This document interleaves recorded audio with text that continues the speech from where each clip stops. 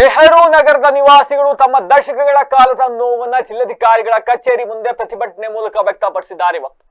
1976ರಲ್ಲಿ ಗೊರೂರು ಜಲಾಶಯ ಯೋಜನೆಗಾಗಿ ಎಚ್ಆರ್ಪಿ ರಿಸರ್ವೇಶನ್ ಅಡಿಯಲ್ಲಿ ತಮ್ಮ ಫಲವತ್ತಾದ ಜಮೀನನ್ನ ಕಳೆದುಕೊಂಡ ಈ ನಿರಾಶ್ರಿತರು ಕಳೆದ 40 ವರ್ಷಗಳಿಂದ ಗುಡಿಸುಗಳನ್ನ ಹಾಕೊಂಡು ಬದುಕ್ತಾ ಇದ್ದಾರೆ. ಆದ್ರೆ ಇಂದಿಗೂ ಕೂಡ ಇವರಿಗೆ ಕನಿಷ್ಠ ಮೂಲಭೂತ ಸೌಕರ್ಯಗಳಾದ ಕುಡಿಯುವ ನೀರು, ರಸ್ತೆ, ವಿದ್ಯುತ್, ಬಸ್ ಸೌಲಭ್ಯವನ್ನ ಒದಗಿಸಿಲ್ಲ ಅಂತಕ್ಕಂಥದ್ದೇ ಇಲ್ಲಿ ವಿಷಾದನೀಯ. ಅಂಡ್ ನಾವು ಶ್ರೀಮಂತ ಉದ್ಯಮಿಗಳಾಗಕ್ಕೆ ಇಲ್ಲಿ ಹೋರಾಟ ಮಾಡ್ತಾ ಇಲ್ಲ, ಬದಲಾಗಿ ಒಂದೊತ್ತಿನ ಊಟ, ಒಂದ್ ಒಳ್ಳೆ ಬಟ್ಟೆ ಅಂತಂದ್ರೆ ಒಂದು ಜೀವನ ಕಟ್ಕೊಳ್ಳಕ್ಕೆ ಹಾದಿ ಹಿಡಿಬೇಕಾದ್ರೆ, ಹೋರಾಟದ ಹಾದಿ ಹಿಡಿಬೇಕಾದಂತ ಪರಿಸ್ಥಿತಿ ನಿರ್ಮಾಣ ಆಗಿದೆ ಅಂತ ನಿವಾಸಿಗಳು ಕಳವಳವನ್ನು ವ್ಯಕ್ತಪಡಿಸಿದ್ದಾರೆ. ಅಂಡ್ ಈ ಪ್ರದೇಶದ ಜನರ ಮತ್ತಷ್ಟು ಬದುಕು ದುಸ್ತರ ಆಗೋದಕ್ಕೆ ಕಾರಣ ಏನು ಅಂತ ಅಂದ್ರೆ ಇಲ್ಲಿ ನಡೀತಾ ಇರ್ತಕ್ಕಂಥ ಗಣಿಗಾರಿಕೆ ಅಂತೆ, ಅದೇ ಪ್ರಮುಖ ಕಾರಣ ಅಂತ ಹೇಳ್ತಾರೆ. ಶಾಲೆಯ ಪಕ್ಕದಲ್ಲೇ ಗಣಿಗಾರಿಕೆಯನ್ನ ನಡೆಸ್ತಾ ಇರ್ತಕ್ಕಂಥದ್ದು, ಇದರಿಂದ ಹೇಳ್ತಕ್ಕಂಥ ಧೂಳಿಂದಾಗಿ ಮಕ್ಕಳಲ್ಲಿ ನಡುಕ ಮತ್ತೆ ತೀವ್ರ ಭಯದ ವಾತಾವರಣ ನಿರ್ಮಾಣ ಆಗಿದೆ. ಧೂಳು ಹೆಚ್ಚಾದ ಪರಿಣಾಮ ಅಲ್ಲಿ ಸರ್ಕಾರಿ ಶಾಲೆಯಲ್ಲಿ ಮಧ್ಯಾಹ್ನದ ಬಿಸಿ ಊಟ ಯೋಜನೆಯನ್ನ ನಿಲ್ಲಿಸ್ಬಿಟ್ಟಿದ್ದಾರಂತ್ರಿ. ಮಕ್ಕಳ ಆರೋಗ್ಯದ ಮೇಲೆ ಗಂಭೀರ ಪರಿಣಾಮ ಬೀರ್ತಾ ಇದೆ ಇದರಿಂದ.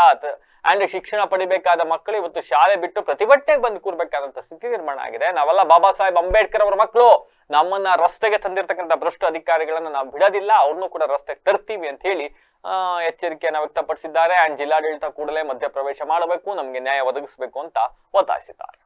ನಾವಿಲ್ಲಿ ಬಂದಿರೋ ಉದ್ದೇಶ ಅಂದರೆ ಸುಮಾರು 1976ರಿಂದ ಗೊರೂರು ಜಲಾಶಯ ಯೋಜನೆಗೆ ಎಚ್ಆರ್ಪಿ ರಿಸರ್ವೇಷನ್ ಲ್ಯಾಂಡ್ಗೆ ನಮ್ಮ ಜಮೀನನ್ನು ಮುಳುಗಡೆ ಆಗಿರ್ತದೆ.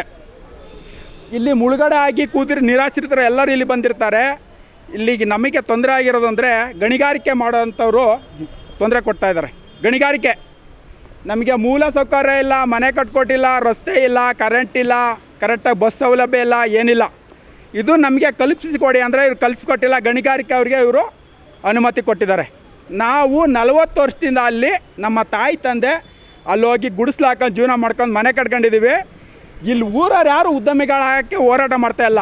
ಇಲ್ಲಿ ಬಂದಿರೋರು ನಾವು ಜೀವನ ಕಟ್ಕೊಳ್ಳೋಕೆ ಹೋರಾಟ ಮಾಡ್ತಾಯಿದ್ದೀವಿ. ಒಂದೊತ್ತು ಊಟಕ್ಕೋಸ್ಕರ, ಅನ್ನಗೋಸ್ಕರ, ಬಟ್ಟೆಗೋಸ್ಕರ ಬಂದಿರೋದು. ಶಾಲೆ ಮಕ್ಕಳು ನೋಡಿ, 20 ಮಕ್ಕಳು ಶಾಲೆ ಬಿಟ್ಟವೆ. ಸುಮಾರು 3 ತಿಂಗಳಿಂದ ಶಾಲೆಗೆ ಹೋಗ್ತಾ ಇಲ್ಲ. ಶಾಲೆಗೆ ಕೇವಲ 300 ಮೀಟ್ರು ಇಲ್ಲ, ಅಲ್ಲಿ ಗಣಿಗಾರಿಕೆ ಮಾಡ್ತಾವ್ರೆ. ಅಲ್ಲಿ ಬರೋಂಥ ಧೂಳು, ಅಲ್ಲಿ ಬರೋಂಥ ಬ್ಲಾಸ್ಟಿಂದ ಮಕ್ಕಳು ಎದೆಯಲ್ಲಿ ನಡ್ಕ ಶುರು ಆಗ್ತದೆ. ನೈಟಲ್ಲಿ ನಡ್ಕ ಶುರುವಾಗಿ ಪ್ರತಿಯೊಂದು ಮಕ್ಕಳು ಹೆದರ್ಕೋತಾ ಇದ್ದಾರೆ. ಊಟದ ತಟ್ಟೆಗೆ ಧೂಳು ಬರ್ತಾಯಿದೆ. ಮಧ್ಯಾಹ್ನ ಊಟ ಸ್ಟಾಪ್ ಮಾಡಿದ್ದಾರೆ. ಊಟದ ತಟ್ಟೆಗೆ ಧೂಳು ಬರ್ತೈತೆ. ಉಸಿರಾಡೋ ತೊಂದರೆ ಆಯ್ತೈತೆ. ಬಸ್ ಸ್ಟ್ಯಾಂಡಿಗೂ, ಸಾರ್ವಜನಿಕರ ಬಸ್ ಸ್ಟ್ಯಾಂಡ್ಗೂ ಗಣಿಗಾರಿಕೆ ಕೇವಲ 100 ಮೀಟ್ರ್ ಇರೋದು ಅಲ್ಲಿ ಅಂತರ. ಅಂಥದ್ರಲ್ಲಿ ಅಧಿಕಾರಿಗಳು, ಭ್ರಷ್ಟ ಅಧಿಕಾರಿಗಳು ಹಾಸನ ಜಿಲ್ಲೆಯಲ್ಲಿ ಏನಿದ್ದೀರಿ, ನಿಮಗೆ ಧೈರ್ಯವಾಗಿದ್ದರೆ ಬಂದು ಇಲ್ಲಿ ಹೇಳಿ ನಾವು ಕೊಟ್ಟಿದ್ದೀವಿ ಅಂತ ನಮ್ಮ ಮುಂದೆ ನಾವು ನಿಮಗೆ ಕ್ಷಮಿಸ್ತೀವಿ. ಇಲ್ಲಾಂದರೆ ಇದು ನಾವು ಕ್ಷಮಿಸೋ ಮಾತೇ ಇಲ್ಲ. ಬಾಬಾ ಸಾಹೇಬ್ ಅಂಬೇಡ್ಕರ್ ಮಕ್ಕಳು ನಾವು.